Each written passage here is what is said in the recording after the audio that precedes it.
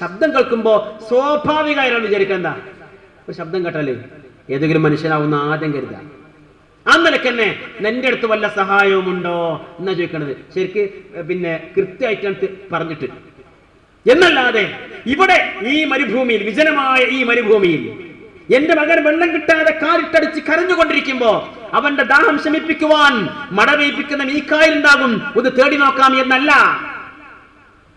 അദൃശ്യ ലോകത്ത് ജീവിച്ചുകൊണ്ടിരിക്കുന്ന ജിന്നുകൾ ഉണ്ടാകും, ഒന്ന് തേടി നോക്കാമെന്നല്ല. അങ്ങനെ മനസ്സിൽ കരുതിക്കൊണ്ട് പടപ്പുകളെ സഹായിക്കണേ എന്ന് ഹാജറാബിയും തേടിയിട്ടില്ല. ഇബ്രാഹിം നബിയെയും ഹാജറാബിയെയും ഒക്കെ ഏറ്റവും അധികം ഓർത്തുകൊണ്ടിരിക്കുന്ന ഈ മാസത്തിലെങ്കിലും ചരിത്രം പ്രമാണനിബദ്ധമായി പഠിക്കാൻ ശ്രമിച്ചാൽ ഒരു വിജന പ്രദേശത്തും ആരൊറ്റപ്പെട്ടാലും പടച്ചോനെ വിട്ട് മറ്റാരെയും വിളിക്കുന്ന അവസ്ഥ ഉണ്ടാവില്ല. ഇനി തീർന്നില്ല. പ്രവാചക തിരുമേനിയുടെ മുമ്പിൽ ഒരു സുഹാബി മറ്റൊരു മനുഷ്യനെ, ഇസ്ലാമിലേക്ക് വന്നിട്ടില്ലാത്ത ഒരാളെ കൊണ്ടുവരുന്നുണ്ട്. അയാൾ പ്രവാചകനോട് ചോദിക്കുന്നുണ്ട്, അൻത റസൂലുള്ളാ, നീയാണോ അല്ലാഹുവിന്റെ റസൂല്? അല്ല, മറ്റൊരു ഒരു റിപ്പോർട്ട് ഉള്ളത്, അൻത മുഹമ്മദ്, നീയാണോ മുഹമ്മദ്? അദ്ദേഹം പറഞ്ഞു അതെ.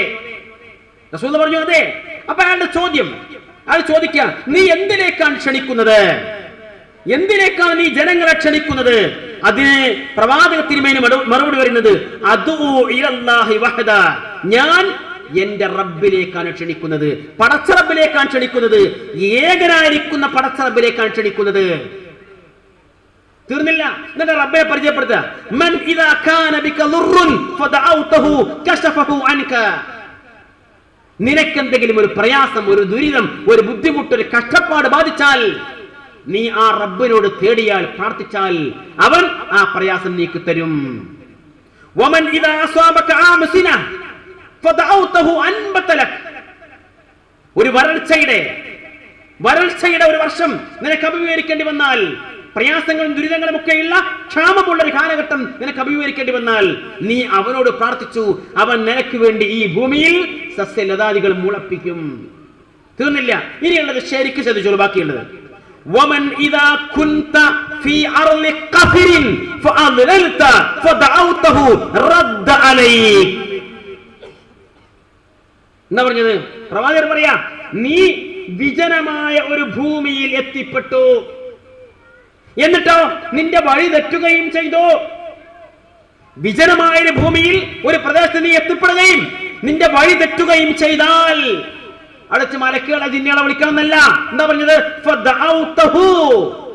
എന്നിട്ട് നീ അവനെ വിളിച്ചാൽ, അല്ലാഹുവിനെ വിളിച്ചാൽ, പ്രാർത്ഥിച്ചാൽ, റദ്ദ അലൈക്, നീ തേടിയത് നിനക്ക് കിട്ടും. ഇതാ റസൂൽ പറഞ്ഞത്. റസൂലാണ് വാചകത. സ്വഹീഹ് ഹദീസ് മുസ്നദ് അഹ്മദ് രേഖപ്പെടുത്തിയതാ, അൽബാനി സ്വഹീഹാക്കിയതാ. നബിന് അപ്പുറത്തുള്ളൊക്കെ ബേജാറുണ്ടാവില്ലല്ലോ. അൽബാനി സ്വഹീഹാക്കി എളുപ്പമായി, പഠിച്ചോളൂ. ആലോചിക്കുക, റസൂൽ പഠിപ്പിച്ചതാണ്.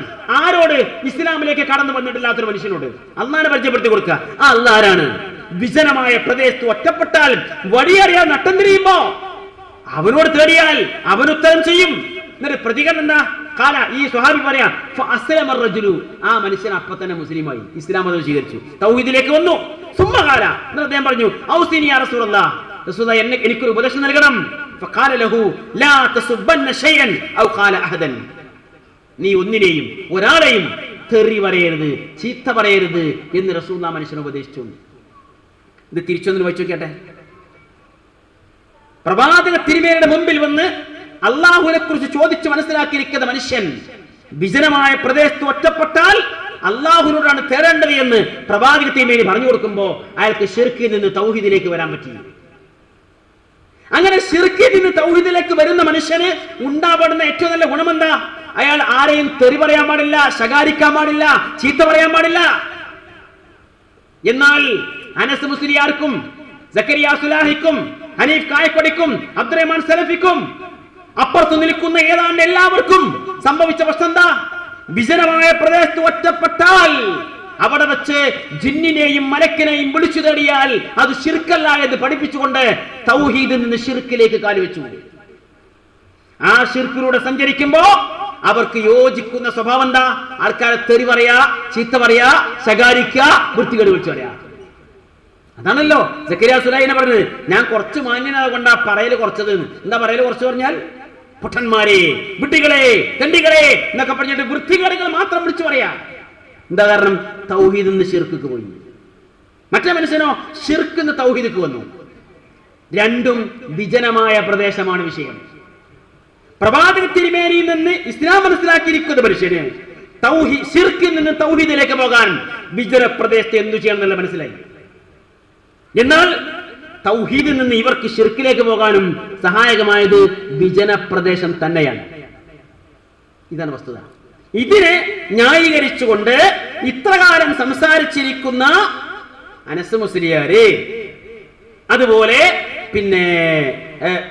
പിന്നെ ഹനീഫ്, അതുപോലെ അബ്ദുറഹ്മാൻ സലഫി തുടങ്ങിയിരിക്കുന്ന ആൾക്കാർ ഇപ്പോ അതിനൊക്കെ എതിരി നിൽക്കും. ആലോചിക്കാം, ഈ ഒരു വിഷയം സമർത്ഥിക്കുവാൻ വേണ്ടിയിട്ടാണ് ദുആയും ഇബാദത്തും രണ്ടായി ചിത്രീകരിച്ചത്. ജിന്നിനോടോ മലക്കിനോടൊക്കെ തേടിയാൽ അതിന്റെ കഴിവിൽപ്പെട്ട ചില സഹായങ്ങൾ ചെയ്തു തരും.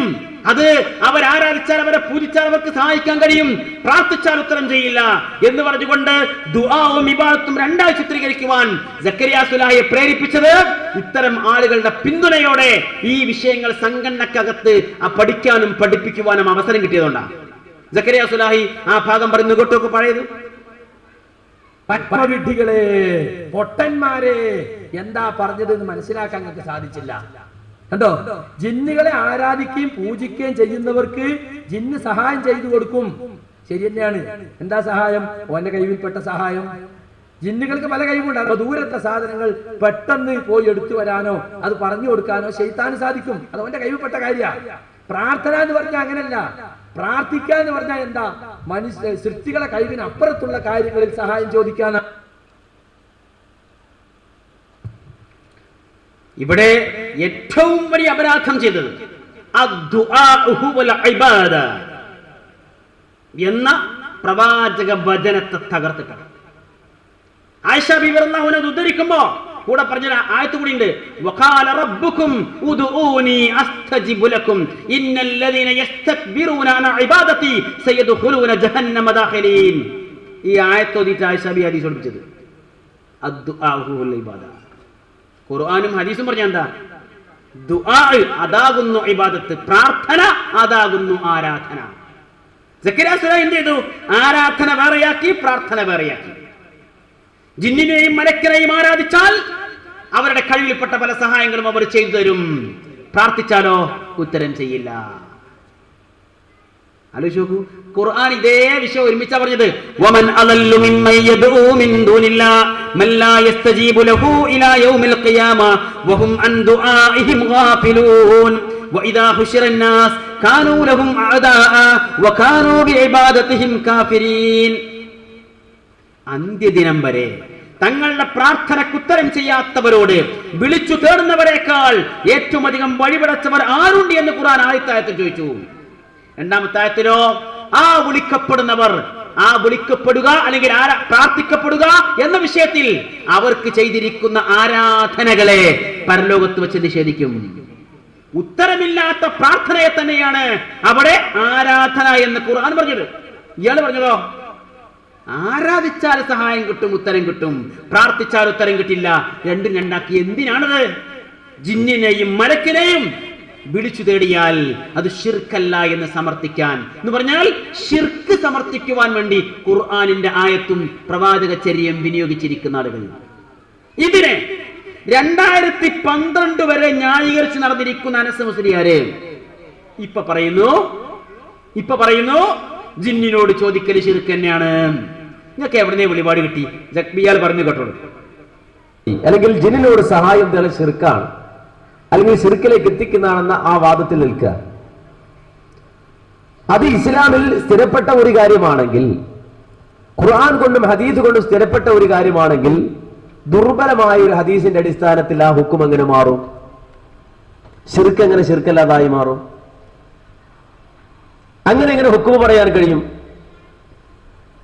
അപ്പൊ യാ ഇബാദല്ലാഹ് അഈനൂനി എന്ന ഹദീസ് അത് ദുർബലമാണ് എന്ന് സമ്മതിച്ചാൽ പിന്നെ അതുകൊണ്ട് ഹുക്കുമ് പറഞ്ഞ ഒരു ഹുക്കുമും നമുക്ക് സ്വീകരിക്കാൻ പാടില്ല.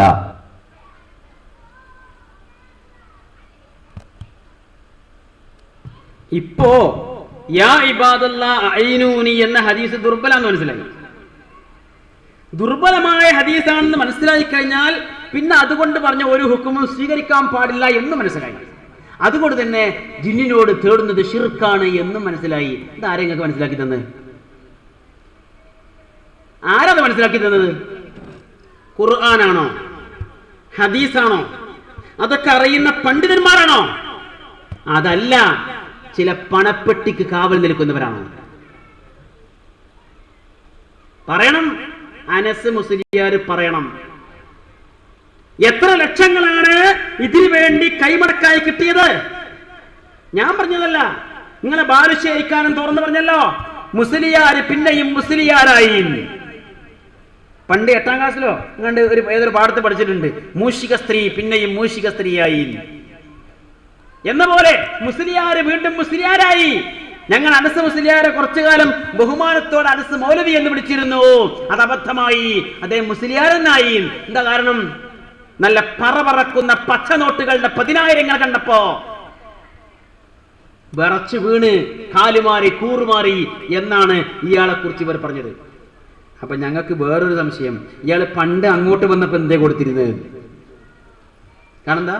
എന്തുകൊണ്ട് മുജാഹിദ്? ഞങ്ങൾ അങ്ങനെ പറഞ്ഞ എന്തുകൊണ്ടല്ല, എന്തോ കണ്ടുവന്നതാണ്. ആ കണ്ടുവന്നതിനനുസരിച്ചൊക്കെ കാര്യങ്ങളുണ്ട്. ഞാൻ അതാ പറഞ്ഞത്. നിങ്ങൾക്കിപ്പോ ഖുർആനിൽ ഏതേ പുതിയ വല്ലാത്തും കിട്ടിയോ? പുതിയ വല്ല ഹദീസും കിട്ടിയോ? അതല്ല, ഇതൊക്കെ പഠിച്ച മറ്റു വല്ല പണ്ഡിതന്മാരും പുതിയതായി നിങ്ങൾ വല്ല പഠിപ്പിച്ചോ?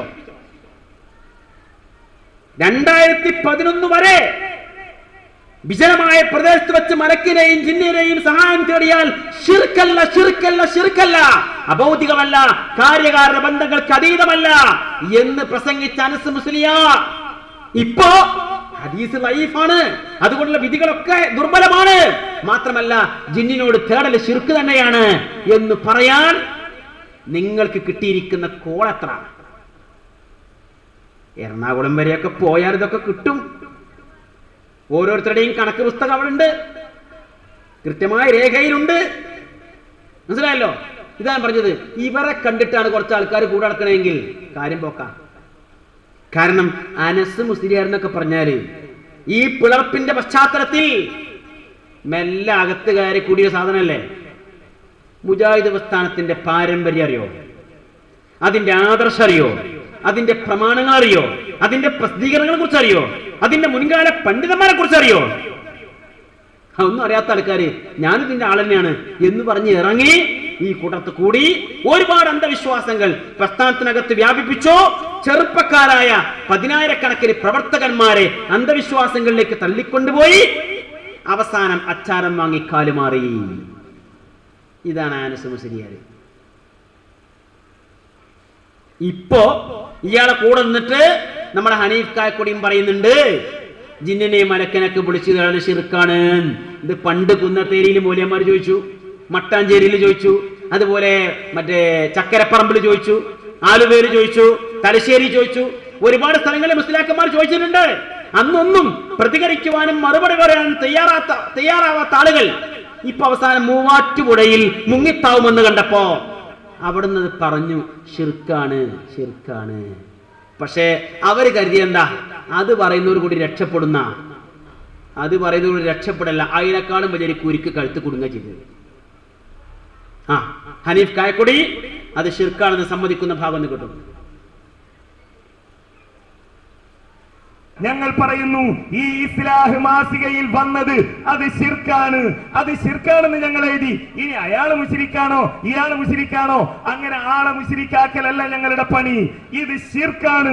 ഞങ്ങളെതിരെ പറഞ്ഞു, ഞങ്ങളത് പ്രഖ്യാപിച്ചു. കേരള ജമിയത്തുൽ ഉലമ ഈ വിഷയത്തിൽ ആളുകൾക്കിടയിൽ ആശയക്കുഴപ്പമുണ്ടായപ്പോൾ വളരെ കൃത്യമായി തന്നെ രേഖപ്പെടുത്തി പഠിപ്പിച്ചു. ചുരുക്കത്തിൽ ജിന്നിനോട് സഹായം ചോദിക്കുന്നത് ശിർക്കും ഹറാമുമാണ്. കേരള ജമിയത്തുൽ ഉലമ സ്വീകരിച്ചു വന്ന ഈ നിലപാടിനെ ശരിവെക്കുന്ന പണ്ഡിതന്മാരുടെ ഫത്വ കൂടി ആ വിഷയത്തിൽ ഉദ്ധരിക്കുകയും ചെയ്തു. ഇപ്പൊ കണ്ടോ, 2007 ഇസ്ലാഹ് മാസികയിൽ എഴുതിയ വിഷയം ശിർക്കാണ് എന്ന് ഹനീഫ് കായക്കൊടിക്ക് 2012 മനസ്സിലായി. എന്താ സംഭവം? ഈ കാലയളവിൽ മുസ്ലിയാക്കന്മാരുമായി നടത്തിയിരിക്കുന്ന എല്ലാ സംവാദങ്ങളിൽ മാത്രമല്ല, പ്രത്യേകിച്ച് സംവാദ വ്യവസ്ഥകളാണ് വിഷയവും വാദവും അതും മുസ്ലിയാക്കന്മാരെടുത്തിടും. മരിച്ചുപോയ മഹാത്മാക്കളെ വിളിച്ചു തേടൽ മാത്രമല്ല, ജിന്നിനെയും മലക്കിനെയും വിളിച്ചു തേടലും ശിർക്കാണ് എന്ന് എഴുതണം. എഴുതൂല, അത് തൊടാൻ സംഭവിക്കൂല. കാരണം എന്താ? മരിച്ചുപോയ മഹാത്മാക്കളെ വിളിച്ചു തേടൽ ശിർക്കാണെന്ന് പറയുന്ന പോലെ ജിന്നിനെയും മലക്കിനെയും വിളിച്ചു തേടൽ ശിർക്കാണ് എന്ന് പറയാൻ ശ്രമിച്ചാൽ മുസ്ലിയാക്കന്മാരെ തെളിവുകളെടുത്ത് പുറത്തേക്കിടും. ഇവർ അവിടെ കുടുങ്ങും, രക്ഷപ്പെടാൻ കഴിയാത്ത അവസ്ഥ വരും. അതുകൊണ്ട് തന്നെ ആ വിഷയം മാത്രം ചർച്ചക്കൂല, ബാക്കി ഏത് വിഷയത്തിനും അവർ ചർച്ചക്കുണ്ടാവും. ആ അവസ്ഥയാണ് ഈ കഴിഞ്ഞ 5 കൊല്ലം ഓടിയത്. പക്ഷേ എന്ത് സംഭവിച്ചു? ഇത് സാധാരണക്കാരായ ആളുകൾക്ക് മനസ്സിലാവുകയും അവർ പലയിടങ്ങളും ഇവരുടെ സംവാദങ്ങൾ കേട്ട് അവസാനം ഇവർക്കെതിരെ തിരിയാൻ തുടങ്ങിയപ്പോ രക്ഷപ്പെടാൻ വേണ്ടി കണ്ടൊരു മാർഗാണെന്ത്? ജബ്ബാർ മൗലവിയെയും ഇതുവരെ കൊണ്ടുനടന്ന സംവാദങ്ങളിലൊക്കെ കൊണ്ടുനടന്ന എല്ലാ സംവാദങ്ങളിലും സ്റ്റേജില് എല്ലാ ഉപദേശ നിർദ്ദേശമൊക്കെ നൽകി അനുഗ്രഹിക്കാൻ വേണ്ടി കൊണ്ടുനടന്ന ആ ജബ്ബാർ മൗലവിയെയും കൂടെ ഒരു സക്കരിയ സ്വലാഹിയെ ശിർക്ക് ആരോപിച്ച് മാറ്റി നിർത്തി രക്ഷപ്പെടാൻ പറ്റുന്നില്ല. കഴിയില്ല. കാരണം 2-3 കാരണങ്ങൾ. ഒന്ന്, ജിന്ന് സംബന്ധമായി നിങ്ങൾ തന്നെ ഹനീഫ് കായക്കൊടി അടക്കമുള്ള ആളുകൾ എഴുതി തയ്യാറാക്കി ജംഇയ്യത്തുൽ ഉലമക്ക് സമർപ്പിച്ചതാണ് ഇതെന്റെ കയ്യിൽ. മാത്രമല്ല അതിലെ കയ്യെഴുത്തും അറിയോ? കയ്യക്ഷരം സാക്ഷാൽ ഹനീഫ് കായക്കൊടിയുടേത്. അത് നിങ്ങൾക്ക് എങ്ങനെ പരിചയം ഉണ്ടാന്ന് വെച്ചാൽ ഞങ്ങൾ മുമ്പ് ഒരുമിച്ച് വാദിച്ചോളാം. ഒരുപാട് സംവാദങ്ങൾക്ക് ഈ വ്യവസ്ഥ ഞങ്ങൾ ഒരുമിച്ചിരുന്ന് എഴുതിയിട്ടുണ്ട്. മനസ്സിലായില്ലേ? ഇതിലാരൊക്കെ പങ്കെടുത്തു? 1 സി കുഞ്ഞി മുഹമ്മദ് പദനി പറപ്പൂരി, 2 PN അബ്ദുൽ ലത്തീഫ് മദനി, 3 M അബ്ദുറഹ്മാൻ സലഫി, 4 KK സക്കരിയ സ്വലാഹി, 5 അബൂബക്കർ സലഫി, 6 ഹനീഫ് കായക്കൊടി, 6 നമ്പർ മൂപ്പര, 7 ഷമീർ മദീനി ശ്രീമൂലനഗരം, 8 ഷംസുദ്ദീൻ പി പാലത്ത്, ഞാൻ ഒന്നും പറയുന്നില്ല, 9 ഹംസ മദീനി, 10 അഹമ്മദ് അനസ്. മുസ്ലിയാരാണോ മൗലവിയാണോ എന്ന് മൂപ്പര് ഉറപ്പില്ലാത്തതുകൊണ്ട് ഇവിടെ എഴുതിയില്ല. ഈ 10 ആൾക്കാർ ഇവർക്ക് രക്ഷപ്പെടാൻ പറ്റുമോ? ഇവർ എഴുതി തയ്യാറാക്കി ജംഇയ്യത്തുൽ ഉലമക്ക് സമർപ്പിച്ചിരിക്കുന്ന 13 കൽപ്പനകളുണ്ട്. ആ 13 കൽപ്പനകളിൽ 1-2 നമ്മൾ വായിച്ചിട്ടുള്ള സമയമില്ലാത്തതുകൊണ്ട് ഇതിൽ 3-ാമത്തത് ജിന്നുബാധയുണ്ടാകും എന്നത് യാഥാർത്ഥ്യമാണ്. നിങ്ങളെ കാര്യം കഴിഞ്ഞോ? നിങ്ങൾ ആരെതിരെ പറയണത്? ആർക്കെതിരെ വിശദീകരണം നടത്തുന്നത്? അബ്ദുറഹ്മാൻ സലഫിയും ഹനീഫ് കായക്കൊടിയും അനസ് മുസ്ലിയാരും ഉണ്ട്, സക്കരിയ സ്വലാഹിയും അബൂബക്കർ സലഫിയും ഷമീർ മദീനിയും ഉണ്ട്, ഷംസുദ്ദീൻ പാലത്തും ഹംസ മദീനിയും ഉണ്ട്. എല്ലാവരും കൂടി എഴുതി ഉണ്ടാക്കിയ സാധനം. അതിൽ പറയുന്നത് ജിന്നുബാധയുണ്ടാകും എന്നത് യാഥാർത്ഥ്യമാണ്. തീർന്നില്ല. പല കാരണങ്ങളാലും രോഗമുണ്ടാകുന്നത് പോലെ ജിന്നുബാധ മൂലവും രോഗമോ മറ്റു പ്രയാസങ്ങളോ ഉണ്ടാവാം. ആ സമയത്ത് രോഗശമനത്തിനായി സാധാരണ ചികിത്സ തേടുന്നതിനോടൊപ്പം റുഖിയ്യ ശർഇയ്യ ചെയ്യാവുന്നതാണ്. നിങ്ങൾ എങ്ങനെ രക്ഷപ്പെടുക? നിങ്ങൾ എഴുതിച്ചത് കയ്യക്ഷര പച്ച മലയാളത്തിൽ എഴുതിയതാ. എന്നിട്ട് ഇതിന്റെ അടുത്ത വാചകത്തിലെ തമാശ എന്താണോ? അതാണ് ഏറ്റവും വലിയ തമാശ. ഒരാളുടെ രോഗകാരണം ജിന്നു ബാധിച്ചതാണ് എന്ന് വഹയി അനുസരിച്ച് നബി സല്ലല്ലാഹു അലൈഹി വസല്ലമക്ക് അല്ലാതെ മറ്റൊരാൾക്കും ഉറപ്പിച്ചു പറയാൻ സാധിക്കുകയില്ല. ഒരാളുടെ രോഗം ജിന്നു ബാധിച്ച മൂലമെന്ന് ആർക്കേ പറയാൻ പറ്റുള്ളൂ? റസൂലുള്ളാഹിക്ക് മാത്രം. റസൂൽ മരിച്ചു കഴിഞ്ഞു. പിന്നെന്തിനാണ് സുഹൃത്തുക്കളെ നിങ്ങൾ ഈ ജിന്നു ബാധക്ക് ഇവിടെ മരുന്ന് നിശ്ചയിച്ച്? ജിന്നു ബാധക്ക് ഇവിടെ വിധി എന്താ? പിന്നെ ചികിത്സ എന്താ ചികിത്സ? ആ സമയത്ത് രോഗശമനത്തിനായി സാധാരണ ചികിത്സ തേടുന്നതിനോടൊപ്പം റുഖിയ്യ ശർഇയ്യ ചെയ്യാവുന്നതാണ്. അഡീഷണൽ വേണ്ടെന്ന റുഖിയ്യ ശർഇയ്യ ആർക്ക്? ജിന്നു ബാധിച്ചവർക്ക്. ജിന്നു ബാധിച്ചാന്ന് ആർക്കാ മനസ്സിലാവുക? പ്രവാചകന്. അപ്പൊ നിങ്ങളെ കൂടുതൽ പ്രവാചകനുണ്ടോ? നിങ്ങളെ കൂടുതൽ പ്രവാചകനുണ്ടോ? തീർന്നില്ല. അടുത്ത വാചകം പിശാച് മനുഷ്യരിൽ ശിർക്കിലേക്കും ബിദ്അത്തിലേക്കും ഹറാമിലേക്കും ഒക്കെ എത്തിക്കുന്ന വസ്വാസ് ഉണ്ടാക്കുന്നതാണ് ഏറ്റവും ഗൗരവമുള്ള സംഗതി. എന്നാൽ പിശാച് തോന്നലുകൾക്ക് പുറമെ ശാരീരിക ഉപദ്രവങ്ങളും ഉണ്ടാക്കും. ഇത് എവിടെ കിട്ടിയതാ? ഖുർആൻ കിട്ടിയതാ? ഹദീസ് കിട്ടിയതാ? പിശാച് ശാരീരിക ഉപദ്രവങ്ങളും ഉണ്ടാക്കും. ആരൊക്കെ പെട്ടത്? അബ്ദുറഹ്മാൻ സലഫി, ഹനീഫ് കായക്കൊടി, അനസ് മുസ്ലിയാര്. ഇടുപ്പലാണ് സക്കരിയ സുലായിക്ക് ആദർശ വ്യതിയാനം സംഭവിച്ചിട്ടുണ്ട്. ഓനെ പുറത്താക്കി തന്നെ നടക്കുന്നത്. നിങ്ങൾ രക്ഷപ്പെടുവോ? മാത്രല്ല പിശാച് ഇങ്ങനെ ശാരീരികമായ ഉപദ്രവങ്ങൾ ഉണ്ടാക്കും. നിങ്ങൾക്ക് എപ്പോഴാ മനസ്സിലായത്? കഴിഞ്ഞ ഇലക്ഷൻ തുടങ്ങിയപ്പോ അല്ലെ, ഓരോ യൂണിറ്റുകളുടെയും മണ്ഡലങ്ങളുടെയും ഒക്കെ ഇലക്ഷൻ ഇങ്ങനെ നടന്നു വന്നപ്പോ മനസ്സിലായി. പലയിടത്തും 3 പ്രാവശ്യം മാറ്റിവെച്ച്, 2 പ്രാവശ്യം മാറ്റിവെച്ചത്, പോലീസ് ഇടപെട്ടത്, ഗുണ്ടകൾ ഇറക്കിയത് കണ്ടല്ലോ. സംസ്ഥാന ഇലക്ഷൻ വരെ ഇപ്പോഴും തുറന്നുകൊണ്ടിരിക്കുക. മിഞ്ഞാന്ന് തിരുവനന്തപുരത്ത് എല്ലായിടത്തും ഉണ്ട് പിശാച് ശാരീരികമായും. ഓരോ ഏരിയയിൽ ഇങ്ങനെ എല്ലാ സ്ഥലത്തും അതിൻ്റെതായ പ്രതികരണങ്ങളുണ്ട്. CD ടവറിലെ യോഗത്തിലും പിശാച് ശാരീരികമായി അല്ലറ ചില്ലറ. ഞാൻ തടവര് തോണ്ടലൊക്കെ ഉള്ളപ്പോ കുറച്ച് കഴിഞ്ഞാൽ അടിയൊക്കെ തോന്നും. എല്ലാം വരുന്നുണ്ട്. എന്റെ വിഷയം അതല്ല. നിങ്ങൾ എന്തിന്റെ പേരിലാ സക്കരിയ സ്വലാഹിക്ക് എതിരെ തിരിയുന്നത്? ഞങ്ങൾ തിരിയുന്നതിന് ഒരു ആദർശത്തിന്റെ പശ്ചാത്തലമുണ്ട്. നിങ്ങൾ എന്തിന്റെ പേരിലായിരുന്നു? നിങ്ങൾക്ക് പറയാൻ എന്തു ന്യായം, എന്തു നീതി? നിങ്ങളുടെ കയ്യിൽ എന്താ ഉള്ളത്? നിങ്ങളുടെ വാദങ്ങളത് ഒന്ന്. രണ്ടാമത്തത്, ജിന്നിനെയും മലക്കിനെയും വിളിച്ചു തേടിയാൽ അത് ശിർക്കാണ് എന്ന് പറയാൻ നിങ്ങളെ പ്രേരിപ്പിച്ച കാരണം എന്താ? ജിന്നും മലക്കും അഭൗതിക ജീവികളാണ്. അവരോട് തേടിയാൽ അഭൗതിക മാർഗത്തിലുള്ള സഹായ തേട്ടമാകും. അത് കാര്യകാരണ ബന്ധങ്ങൾക്ക് അതീതമാകും. അതുകൊണ്ട് അദൃശ്യമാകും. അതിനാൽ ശിർക്കാണ്. അങ്ങനെ ശിർക്കാണ് എന്ന് സമർത്ഥിക്കുവാൻ തയ്യാറാകുന്ന നിങ്ങൾ ഇതിന്റെ കൂടെ ഔദ്യോഗികമായി പഠിപ്പിച്ചുകൊണ്ടിരിക്കുന്ന കാര്യം എന്താ? സിഹിർ ബാധിക്കും. സിഹിർ ബാധിക്കുന്ന വിശ്വസിക്കണമെങ്കിൽ കൂടെ എന്താ വിശ്വസിക്കേണ്ടത്? കൂടെ വിശ്വസിക്കേണ്ടെന്താ? സിഹിറിന്റെ ഫലം എങ്ങനെ? ഭൗതികമാണോ? ഭൗതികമാണെങ്കിൽ എങ്ങനെയെന്ന് പറഞ്ഞു തരണം. പിന്നുള്ള ഉത്തരം എന്താ? അഭൗതികമാണെന്ന്. അഭൗതികം എന്ന് പറഞ്ഞാൽ കാര്യകാരണ ബന്ധങ്ങൾക്ക് അതീതം, അദൃശ്യം. അപ്പോ അദൃശ്യമായി, അഭൗതികമായി, കാര്യകാരണ ബന്ധങ്ങൾക്ക് അതീതമായി നമ്മൾ ഉപദ്രവിക്കുവാൻ ഇവിടുത്തെ സാഹിർമാർക്ക് സാധിക്കും എന്നാണ് സിഹിർ ഫലിക്കും എന്ന വിശ്വാസത്തിന്റെ ബൈ പ്രൊഡക്റ്റ്. അതന്നെയാണ് മൂവാറ്റുപുഴയിൽ നിങ്ങളെ മുക്കിക്കൊല്ലാൻ ആശാരിമാർ ചോദിച്ചത്. ആ ചോദ്യം കേട്ടോക്കൂ. പറയട്ടെ, നിങ്ങൾ പറഞ്ഞ വാദമനുസരിച്ച് അടുത്ത മുശ്രിക്കാവുന്നത് നിങ്ങൾ തന്നെ. നിങ്ങൾക്ക് അതെങ്ങനെ? നിങ്ങൾ ഇത് ശിർക്കാണെന്ന് പറയുന്നതോടൊപ്പം വേറെ വാദം കേൾക്കുന്നുണ്ട്. അതെന്താ?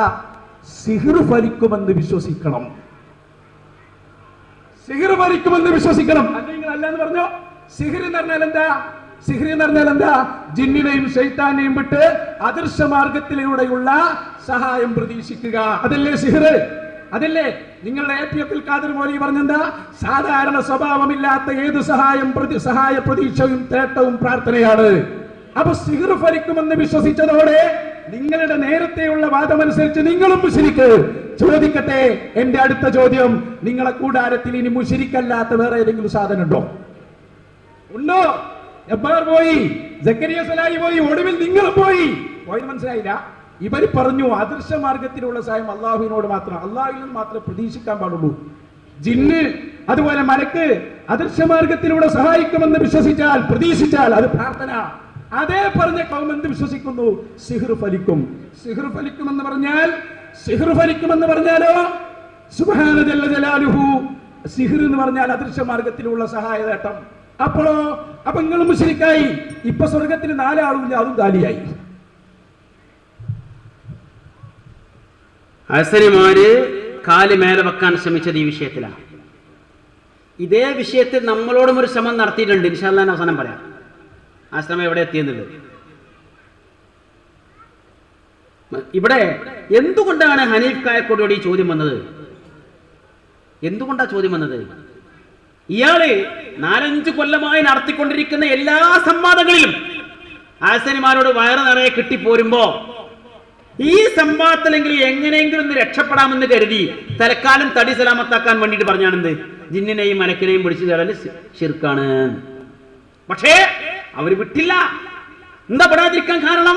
അതിന്റെ കൂടെ നിങ്ങളെ പ്രചരിപ്പിക്കുന്ന സംഗതിയാണെന്ത്? സിഹിർ ഫലിക്കും.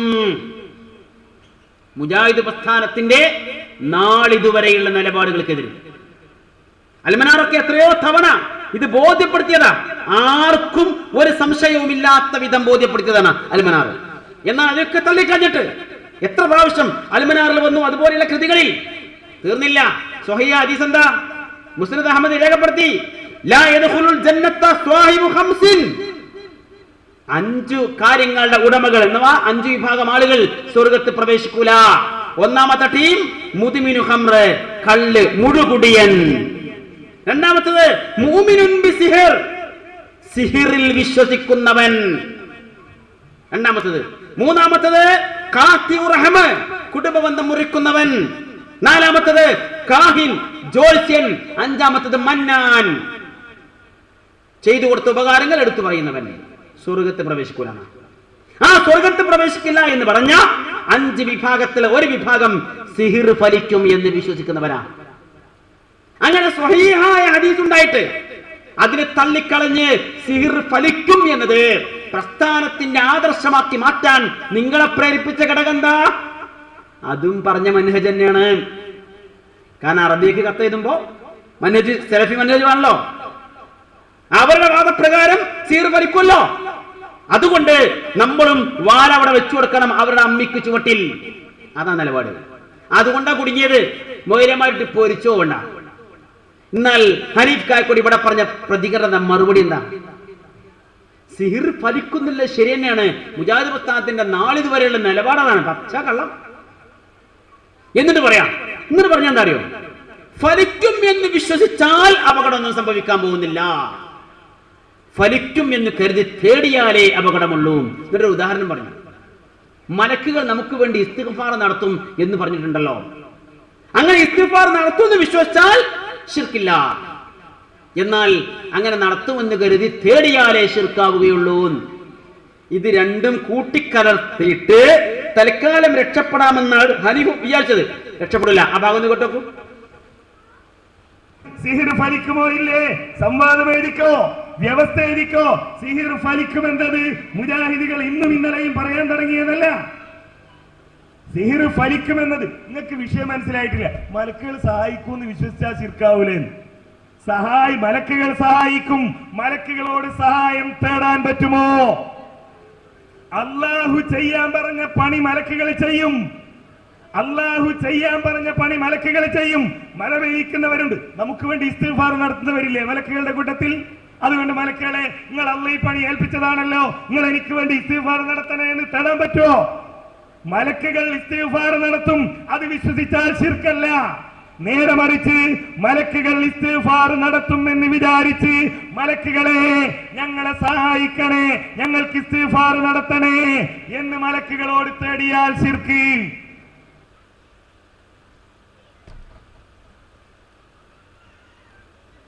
ഇവിടുത്തെ തട്ടിപ്പാണ് ആദ്യം മനസ്സിലാക്കേണ്ടത്.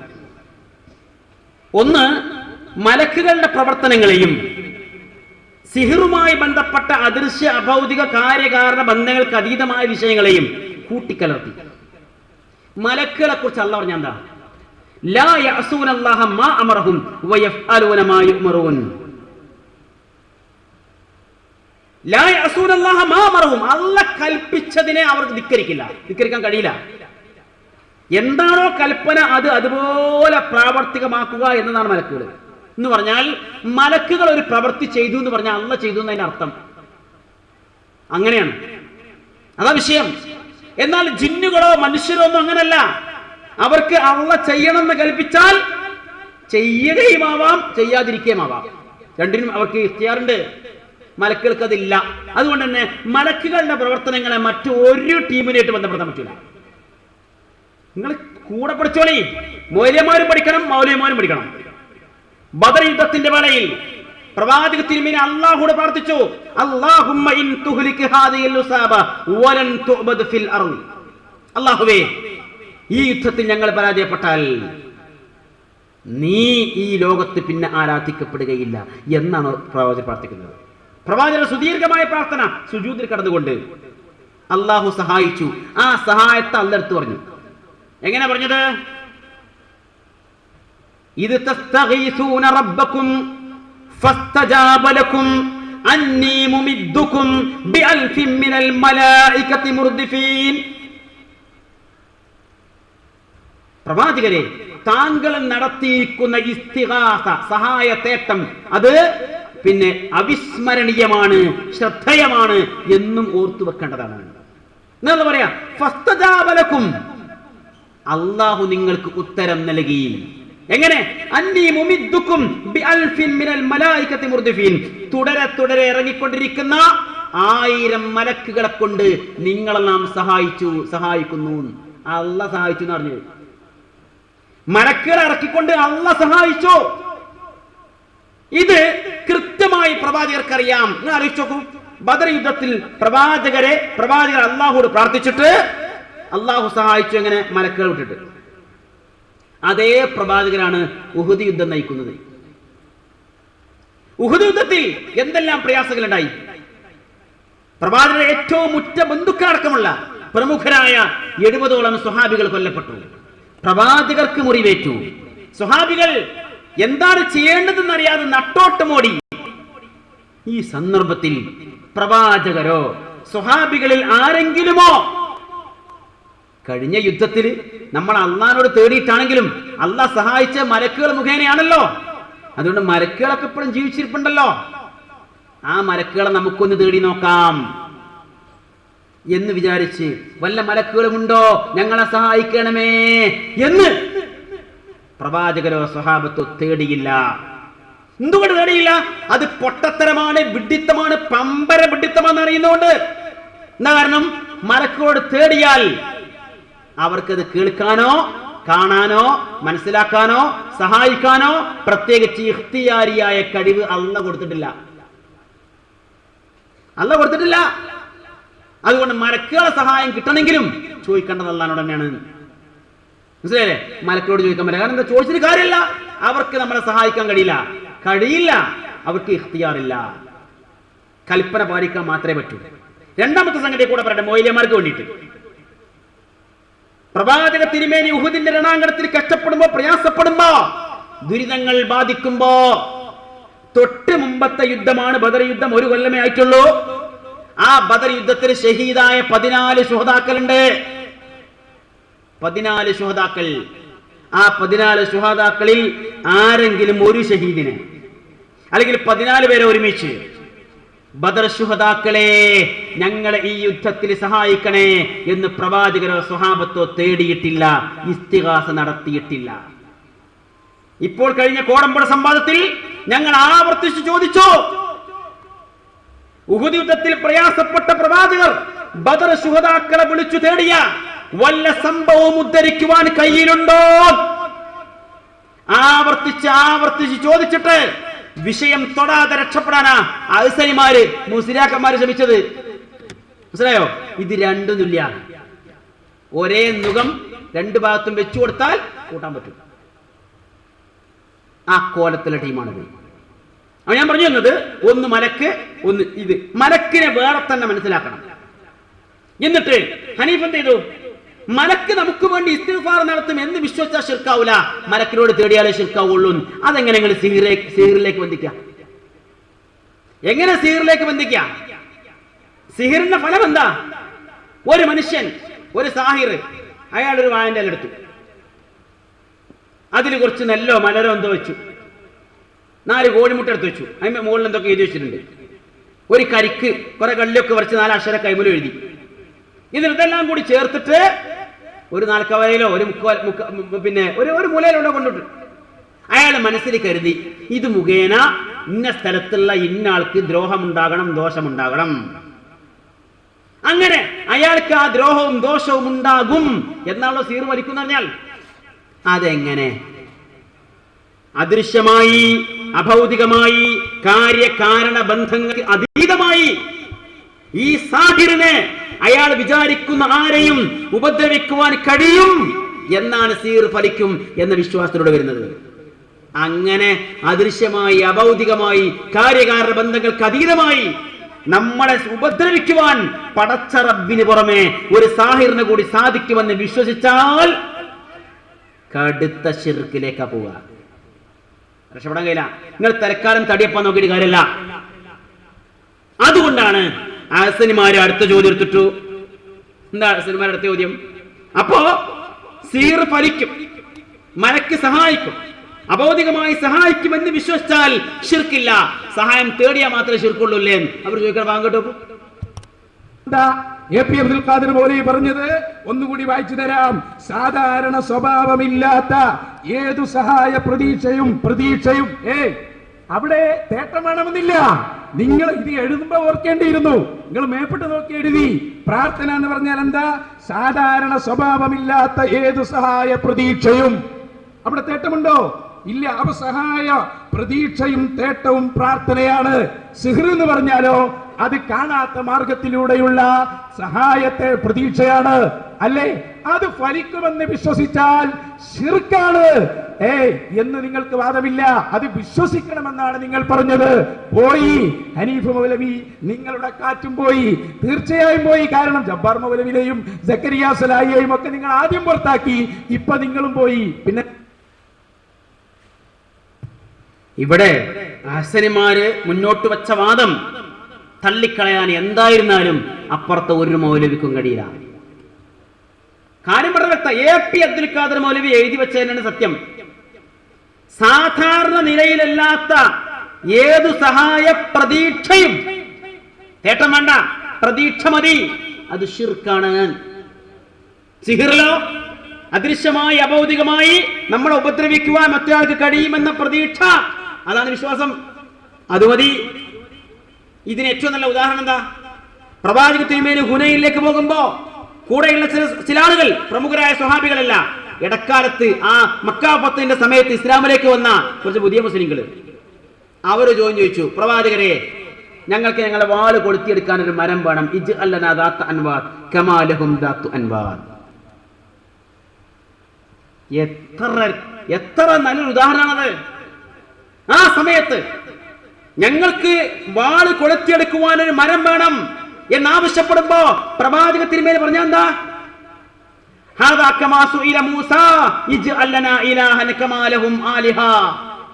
മൂസാ നബിയോട് അദ്ദേഹത്തിന്റെ അനുയായികൾ നേർക്കുനേരെ ചോദിച്ചത് വിഗ്രഹത്തെ തന്നെ, ഇലാഹിനെ തന്നെയാണ്. പടച്ച റബ്ബിന് പുറമെ വേറെ ഒരു ഇലാഹിനെ നിശ്ചയിച്ചു തരണം.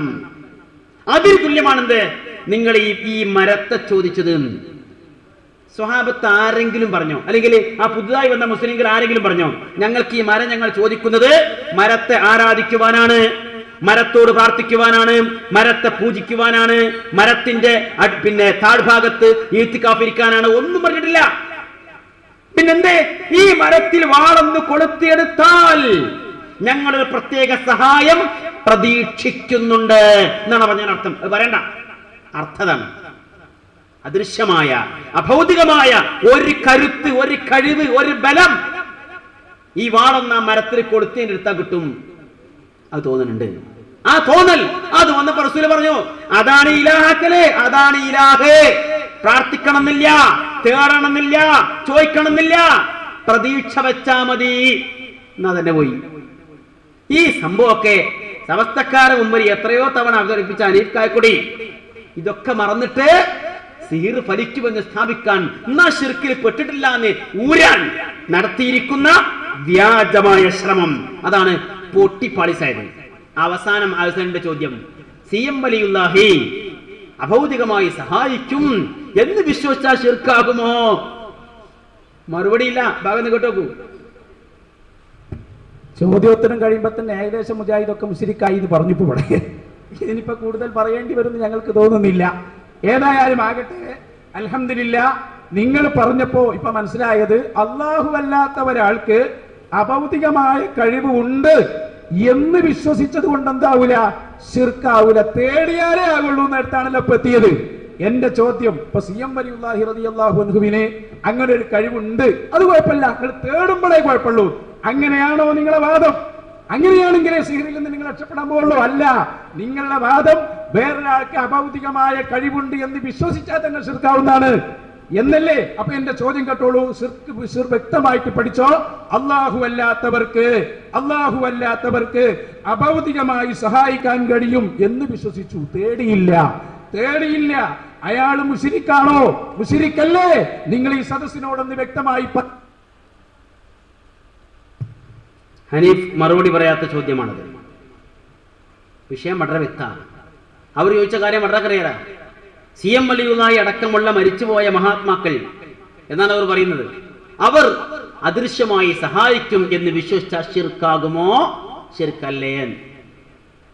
ആണെന്ന് പറഞ്ഞാലും അല്ല എന്ന് പറഞ്ഞാലും കൊടുക്കും. ഇതെന്തുകൊണ്ട്?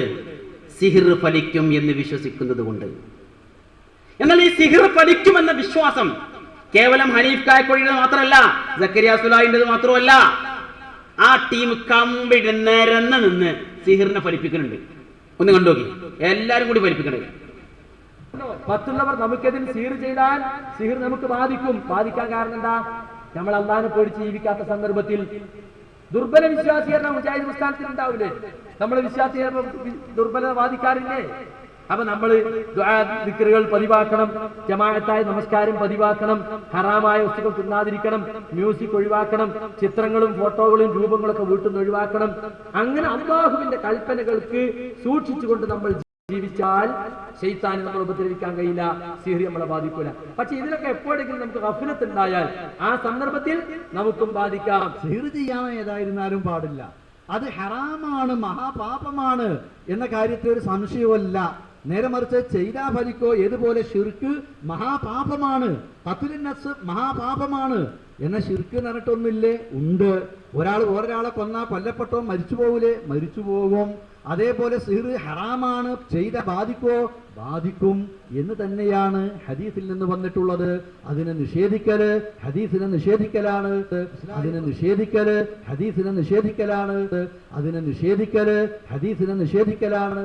ഒരാള് സിഹിർ ചെയ്യാൻ പാടില്ല, ശിർക്കാണ്, അത് ഗുരുതരമായ തിന്മയാണ്. പക്ഷെ ഏതെങ്കിലും ശത്രുക്കൾ പ്രവർത്തിച്ചാൽ ഏത് ചെറിയ രൂപത്തിലെങ്കിലും അതിന്റെ സ്വാധീനം ഉണ്ടാകാം, ചില വലിയ രൂപത്തിൽ ചില മരണം വരെ ഉണ്ടാവാം. അള്ളാഹു നമ്മളെ കാത്തുരക്ഷിക്കുമാറാവട്ടെ. റസൂലുള്ളാഹി സ്വല്ലല്ലാഹി അലൈഹി വസല്ലം സിഹിർ ബാധിച്ചു. അത്തരം സാഹിറുകളുടെ പ്രവർത്തനം അത് ബാധിക്കാനിടയുണ്ട്. അതുകൊണ്ട് അതിൽ നിന്നൊരു കരകയറാൻ നമ്മൾ അള്ളാന്റെ ആദർശപ്രകാരം ജീവിക്കുക, കൃത്യമായി ഇബാദത്തുകൾ നിർവഹിക്കുക, അതേപോലെ പ്രാർത്ഥനകൾ അത് തുടർന്നു പോരുക. ഇനി പ്രവർത്തനങ്ങളിൽ നമുക്ക് ചെയ്യാനുള്ളത്, നബി സല്ലല്ലാഹു അലൈഹി വസല്ലമക്ക് സിഹിർ ബാധിച്ചു എന്ന് ഇമാം ബുഖാരി ഉദ്ധരിക്കുന്നു. നമുക്ക് ഉൾക്കൊള്ളാത്തതുകൊണ്ട് തള്ളുന്നവർ തള്ളിക്കോട്ടെ. പക്ഷേ പ്രവാചകന് വരെ സിഹിർ ബാധിച്ചു. പക്ഷേ സിഹിർ കൊണ്ട് പ്രവാചകന്റെ ബുദ്ധിയെ നശിപ്പിക്കാൻ ആണ് ജൂത സ്ത്രീകൾ ഉദ്ദേശിച്ചത്. ലബീദ് ബിൻ അഴ്സമാണ് അവർക്ക് വേണ്ടിയിട്ട്, ആ മന്ത്രവാദിനികൾക്ക് വേണ്ടിയിട്ട് മന്ത്രവാദം നടത്തിയത്. ബുഖാരിയിലുണ്ട്, മുസ്ലിമിലുണ്ട്. അത് നടത്തിയ സ്ത്രീകൾ പറഞ്ഞത്, ഇവനൊരു കള്ളപ്രവാചകനാണെങ്കിൽ നമ്മുടെ സിഹറോടുകൂടി അവൻ തീരും, സത്യപ്രവാചകനാണെങ്കിൽ അവന്റെ ബുദ്ധി മറഞ്ഞു പോവുകയില്ല. കണ്ടോ, ബുദ്ധി എന്തു ഫലിക്കണമെന്നത് അള്ളാഹു അനുവദിച്ചെങ്കിൽ മാത്രമേ നടക്കുള്ളൂ. ഒന്ന്, സിഹിർ നടത്തിയോണ്ട് നടക്കൂല. കാരണം തിരിച്ചിങ്ങോട്ടും സിഹിറിനെ പ്രതിരോധിക്കാനുള്ള പ്രവർത്തനം ചെയ്യുന്നുണ്ടാവുമല്ലോ, അതും ചെയ്താനെ കൊണ്ട് തന്നെ ചെയ്യാപ്പായി രക്ഷപ്പെടാനും പറ്റിയെന്ന് വരും. പിന്നെ അള്ളാഹിന്റെ കാവലുണ്ടെങ്കിലും രക്ഷപ്പെടാൻ പറ്റിയെന്ന് വരും. അള്ളാഹുവിന്റെ റസൂലിന് ഒരിക്കലും ഇങ്ങനെ ഒരു ചെറിയ സംശയം, എന്താ പൊത് ഇന്നലെ ഇപ്പൊ ഏത് ഭാരതത്തിൽ പോയി, നാളെ എവിടെ പോകേണ്ടത്? നബിക്ക് ചെറിയൊരു കൺഫ്യൂഷൻ, എന്തോ ഒരു ഓർമ്മപ്പശക് പറ്റിയതുപോലെ നബിക്ക് തോന്നി.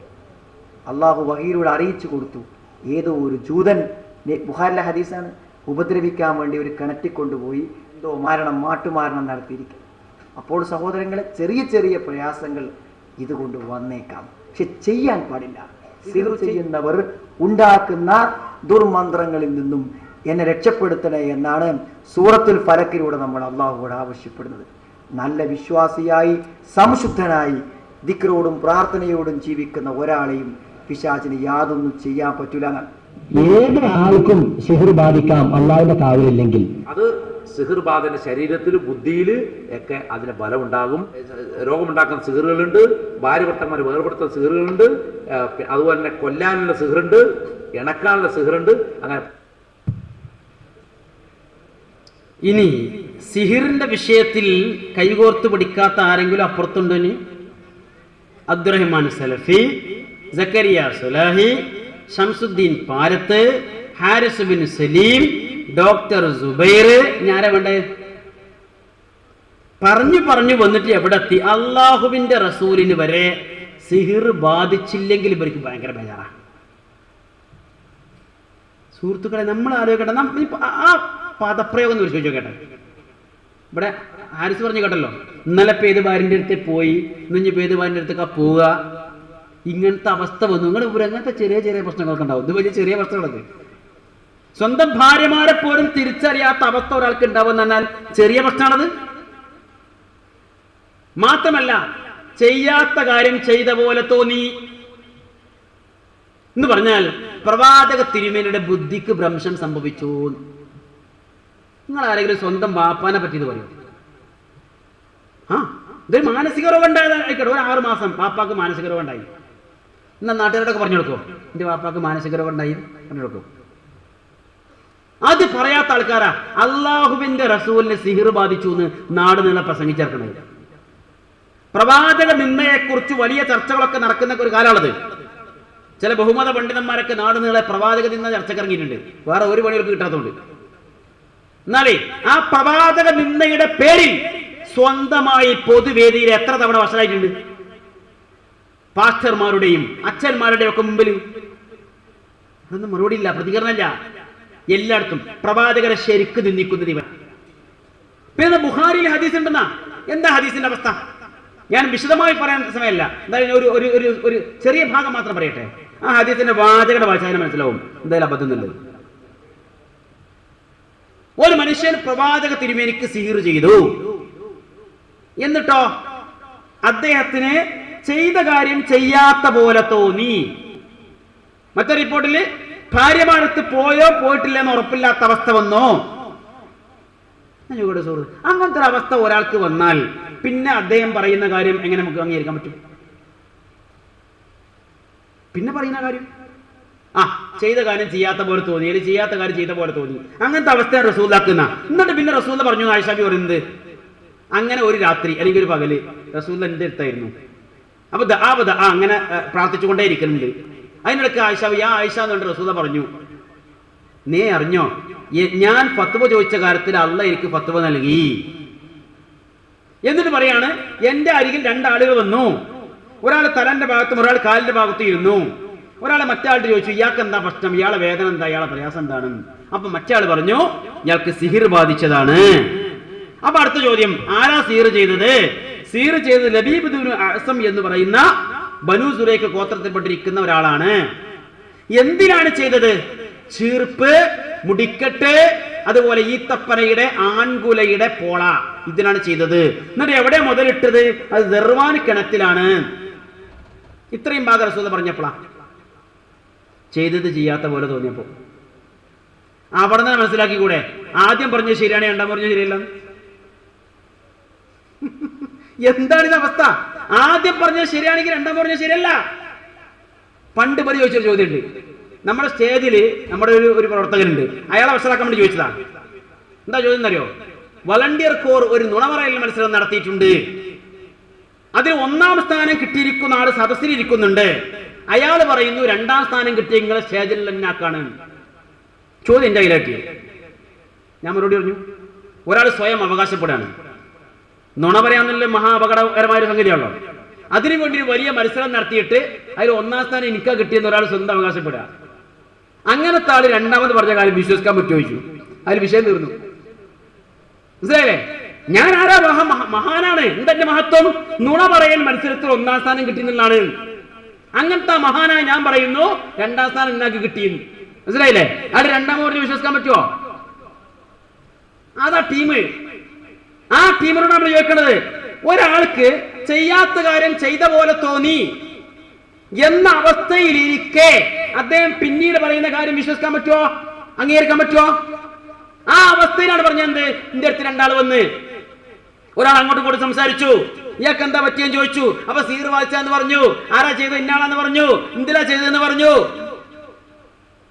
ഇനി അടുത്ത തമാശ കെട്ടുള്ളതില്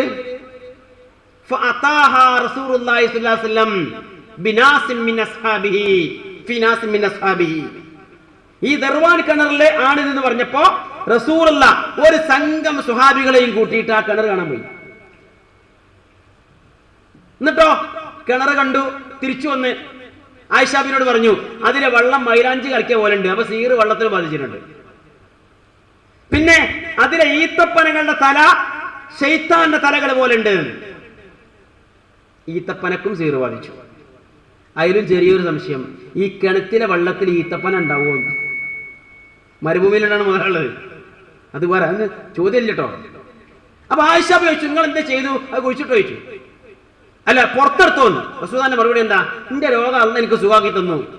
അതുകൊണ്ട് ജനങ്ങൾക്കിടയിൽ ഇതുവഴി ഒരു പ്രശ്നം ഉണ്ടാക്കാൻ ഞാൻ ഉദ്ദേശിക്കുന്നില്ല. അതുകൊണ്ട് അത് കുഴിച്ചു മൂടാൻ പറഞ്ഞു, കുഴിച്ചു മൂടി. ഒരു റിപ്പോർട്ട് അങ്ങനെ. അടുത്ത റിപ്പോർട്ടിലോ കുഴിച്ചു മൂടിയില്ല, പുറത്തേക്ക് എടുത്തു. പോയോ?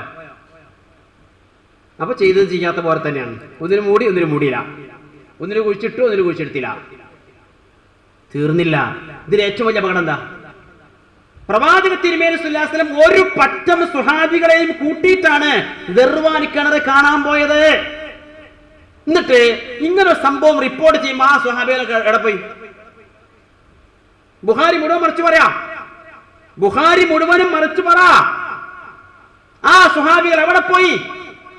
ഒരു കൂട്ടം സ്വഹാബിമാർ പ്രവാചകരുടെ കൂടെ ഈ ദർവാനി കിണർ കാണാൻ പോയി എന്നും എന്നിട്ട് അതെല്ലാം കുഴിച്ചു മൂടിയെന്നും ഒക്കെ സംഭവം ഉണ്ടെങ്കിൽ ഇതൊരു വലിയ സംഗതിയാണല്ലോ. അള്ളാഹുവിന്റെ റസൂലിന് 5-6 മാസം പറഞ്ഞത് പറയാതെയും ചെയ്തത് ചെയ്യാത്തയും അവസ്ഥ വന്നു എന്ന് പറഞ്ഞാൽ അന്തമില്ലാത്ത അവസ്ഥ വന്നു എന്ന് ആര് മനസ്സിലാക്കിയെന്ന? ആയിഷാബി മാത്രം മനസ്സിലാക്കിയെന്നല്ല, ഒരു കൂട്ടം സുഹാബികൾ മനസ്സിലാക്കി. എങ്കിൽ അത് റിപ്പോർട്ട് ചെയ്യുമ്പോ അതിനനുസരിച്ച് ആൾക്കാരുണ്ടാവും.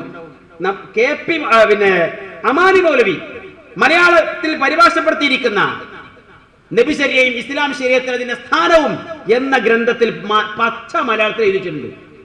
ഹദീസ് തള്ളിക്കളയാൻ ഉള്ള കാരണങ്ങൾ പറയുന്നിടത്ത് ഒരു കാരണം എന്താ പറഞ്ഞോ? ഒരു സംഭവം, ഒരു കൂട്ടം ആളുകളുടെ മുമ്പിൽ വെച്ച് നടക്കാൻ സാധ്യതയുള്ള സംഭവം, അല്ലെങ്കിൽ നടന്നത് എന്ന് പറയുന്ന സംഭവം, അത് ഉദ്ധരിക്കുന്നത് ഒറ്റപ്പെട്ട ഒരാളാണെങ്കിൽ തള്ളിക്കളയണം. ഒരു കൂട്ടം ആളുകൾ കാണാനും അറിയാനും സാധ്യതയുള്ള സംഗതി ഒറ്റപ്പെട്ട ഒരാൾ ഉദ്ധരിക്കുന്നുവെങ്കിൽ അക്കാരണത്താൽ തന്നെ തള്ളിക്കളയണം എന്നാരെഴുതി? അമാനി മൗലവി എഴുതി. സ്വന്തം മകല്ല, ഹദീസ് നിദാന ശാസ്ത്രത്തിലെ വിഷയമാണത്. ഇവിടെ ഒരു പറ്റം സുഹാബികൾ ഈ ദർവാനി കിണർ കാണാൻ പോയിട്ട് ഈ സംഭവം ഉദ്ധരിക്കുമ്പോ ഒറ്റ സുഹാബി ഇല്ല. ആകള്ളാരാ? ആകള്ളത് അൻ ഹിഷാമിൻ അൻ അബീഹി, ഹിഷാം തന്റെ പിതാവിന് ഉദ്ധരിച്ചു. ആ റിപ്പോർട്ടിന്റെ അവസ്ഥയോ?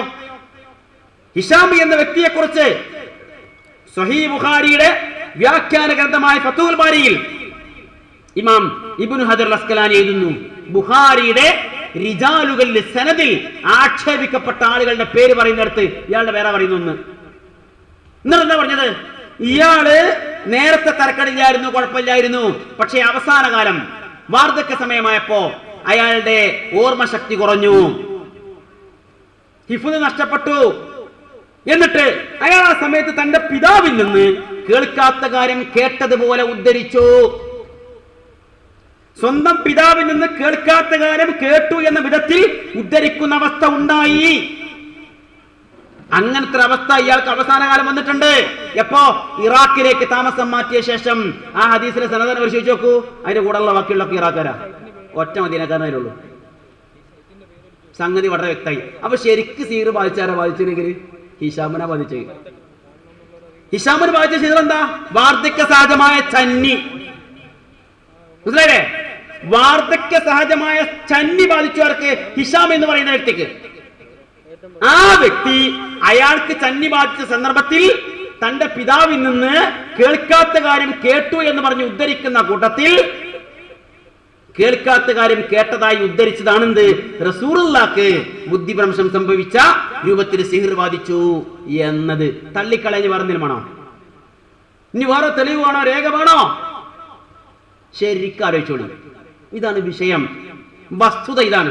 അപ്പൊ ഒരു ചോദ്യം, ഹിഷാമിലൂടെ തന്നെ ഉദ്ധരിച്ചിരിക്കുന്ന 120ഓളം ഹദീസുകൾ ബുഖാരിയിലുണ്ടല്ലോ, ഒക്കെ തള്ളണ്ട. എന്താ കാരണം? ബുഖാരിയിൽ നിന്ന് അത്തരം ഹദീസുകളുടെ പ്രത്യേകത എന്താ? ഹിഷാം തന്നെ ഈ ഇബ്നു ഹജർ അസ്കലാനി ഫതുൽ ബാരി രേഖപ്പെടുത്തിയ എന്താ? ഹിഷാമിന്റെ പൂർവ്വകാലം നല്ല അവസ്ഥയാണ്, സത്യസന്ധനായിരുന്നു, സിഖത്താണ്, വിശ്വാസയോഗ്യനാണ്. ആ കാലത്ത് അദ്ദേഹം ഉദ്ധരിച്ചിരിക്കുന്ന ഹദീസുകൾക്ക് തകരാറില്ല. പിന്നെ തകരാറ് എപ്പോഴുണ്ടായത്? വാർദ്ധക്യ സമയത്ത് ചന്നി ബാധിച്ചപ്പോ തകരാറുണ്ടായി. അപ്പോ ഓർമ്മശക്തി കുറഞ്ഞു, ഹിഫ്ദ് മറന്നുപോയി, മാറിപ്പോയി, പിതാവിൽ നിന്ന് കേൾക്കാത്ത കാര്യങ്ങൾ കേട്ടതുപോലെ പറയാൻ തുടങ്ങി. അതിന്റെ പേരിൽ നാട്ടുകാർ വരെ വിമർശിച്ചു എന്നൊക്കെ എഴുതിച്ചത്. അപ്പോ ആദ്യകാലത്ത് ഉദ്ധരിച്ചിരിക്കുന്ന 120ഓ 250ഓ ഹദീസ് ഉണ്ടെങ്കിൽ തള്ളേണ്ട കാര്യമല്ല, തള്ളൂല്ല. തള്ളേണ്ടത് തള്ളണം, തള്ളേണ്ടാത്തത് തള്ളണ്ട. അപ്പോ പിന്നെ ബുഖാരി അല്ലേന്നാ? ബുഖാരിനെ കുറിച്ച് നമ്മൾ മനസ്സിലാക്കണം. ഹദീസ് പഠനത്തിന് വേണ്ടി ഒരു ജീവിതം മാറ്റിവെച്ചിരിക്കുന്ന ഒരു മഹാപണ്ഡിതൻ, ഒരു മുഹദ്ദിസ്, ഒരുപാട് ത്യാഗം ചെയ്തിരിക്കുന്ന മഹാനുഭാവൻ. പക്ഷേ കൂടെ മനസ്സിലാക്കേണ്ടതാ, പ്രവാചകനല്ല, വഹയില്ല, മഅ്സൂമല്ല. സ്വാഭാവികമായ പോരായ്മകളും അബദ്ധങ്ങളും ആർക്കും സംഭവിക്കാവുന്നത് പോലെ ഇമാം ബുഖാരിക്കും സംഭവിക്കാം. ഇത്രയുള്ള വിഷയം. അൽ മുസ്തസ്ഫ എന്ന ഗ്രന്ഥത്തിൽ ഇമാം ഗസാലി എഴുതി, 4 ഖലീഫമാർ, അബൂബക്കർ സിദ്ദീഖ് റളിയല്ലാഹു അൻഹു, Umar Khattab, Usman bin Affan, Ali bin Abi Talib, ഇവർക്ക് സ്വർഗ്ഗത്തിലാണെന്ന് റസൂൽ പറഞ്ഞതാ. ഈ 4 ഖലീഫമാർ ഏകോപിച്ച് ഒരു വിഷയത്തിൽ അഭിപ്രായം പറഞ്ഞാൽ അത് ദീനിൽ തെളിവല്ല. എന്താ കാരണം പറഞ്ഞറിയോ? കാരണം പറഞ്ഞത് അവർ മഅസൂമുകളല്ല, പ്രവാചകന്മാരല്ല, അബദ്ധങ്ങളിൽ നിന്ന് മുക്തരല്ല. അതുകൊണ്ട് 4 ഖലീഫമാരും കൂടി ചേർന്നിട്ട് ഒരു അഭിപ്രായം പറഞ്ഞാലും അവർ പറഞ്ഞു എന്ന പേരിൽ മാത്രം അത് ദീനിൽ തെളിവാവൂല. കാരണം അവർക്ക് അബദ്ധങ്ങൾ സംഭവിക്കാം. എങ്കിൽ ഇമാം ബുഖാരി എന്ന പിൽക്കാലക്കാരനായിരിക്കുന്ന ഒരു മുഹദ്ദിസിന് ജീവിതത്തിൽ തന്റെ ഉദ്ധരണികളിൽ എവിടെയും ഒരബദ്ധവും സംഭവിക്കില്ല എന്ന് വിശ്വസിക്കുന്നതാണോ മതത്തോട് കൂടുതൽ യോജിച്ചു നിൽക്കുന്നത്?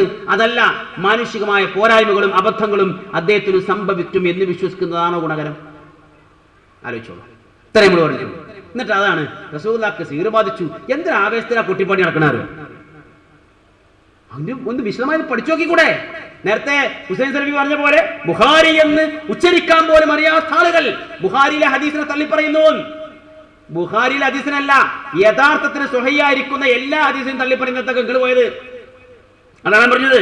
മുസ്നദ് അഹമ്മദിൽ സ്വഹീഹായി ഉദ്ധരിക്കപ്പെട്ട ഇതിനേക്കാൾ ശക്തമായ പരമ്പരയിൽ ഉദ്ധരിക്കപ്പെട്ട ഹദീസാണ് എന്ത്? സിഹറിൽ വിശ്വസിക്കുന്നവൻ സ്വർഗ്ഗത്തിൽ പ്രവേശിക്കൂല.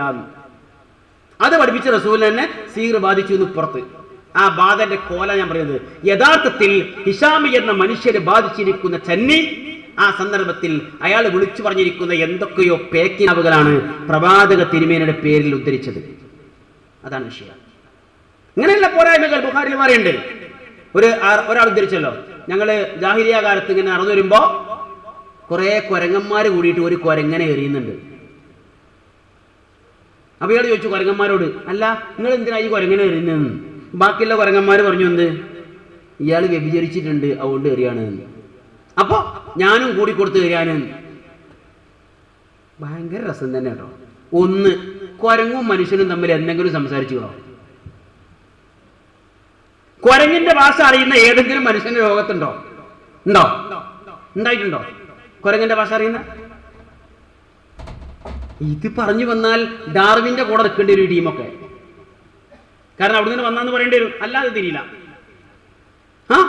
കുരങ്ങളല്ല കൂടി കൂടി വേറെ കുരങ്ങനെ എറിയ. അപ്പൊ ഞാൻ ചോദിച്ചു കുരങ്ങലോട്, അല്ല നിങ്ങൾ എന്താ പേര് എറിയത്? അപ്പൊ ചോദിച്ച പോലെ ഉത്തരം പറഞ്ഞു. കുരങ്ങും മനുഷ്യനും തമ്മിൽ സംസാരിക്കുമോ? ഉത്തരം എന്താ? ഈ കുരങ്ങ് വ്യഭിചരിച്ചുകൊണ്ട് എറിയാണ്. 2 വിഷയം. ഒന്ന്, വ്യഭിചരിച്ചാൽ എറിയുക എന്ന ശിക്ഷ മനുഷ്യനാണോ ബാധകം, അതല്ല കുരങ്ങനാണോ ബാധകം? കുരങ്ങ് ഈ തക്ലീഫിൽ എവിടെയെങ്കിലും പെടുവോ? 2, ജാഹിലിയ കാലത്ത് അഥവാ പ്രവാചക തിരുമേനിക്ക് മുമ്പ് ഇങ്ങനെ ശിക്ഷാവിധി ഉണ്ടോ?